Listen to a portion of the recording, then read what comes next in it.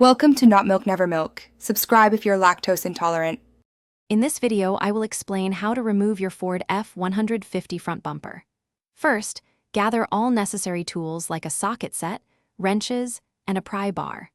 Ensure your workspace is well lit and clear of obstructions for safety. You'll also need to disconnect any fog lights or parking sensors that are attached to the bumper before proceeding.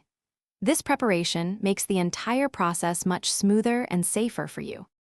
Next, focus on disconnecting all electrical components. Carefully locate and unplug any wiring harnesses connected to the bumper, such as those for turn signals or parking assist. If your F150 has a headlight washer system, gently detach any fluid hoses. Finally, remove any splash guards or fender liners that might be obstructing access to the bumper's mounting points.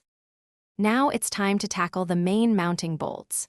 These are typically large bolts securing the bumper to the truck's frame. Loosen them gradually, but do not remove them completely yet. It's crucial to have a helper or a jack stand to support the bumper's weight before you remove the final bolts. Once all bolts are out, carefully slide the bumper straight away from the vehicle's frame.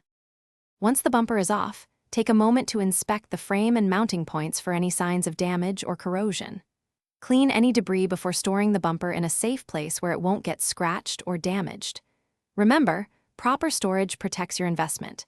And speaking of upgrades, check out the description for a link to the Shark AI Ultra Robot Vacuum and other great deals to upgrade your home.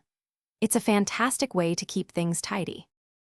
Thanks for watching. If this was helpful, leave a like and consider subscribing. See you next time.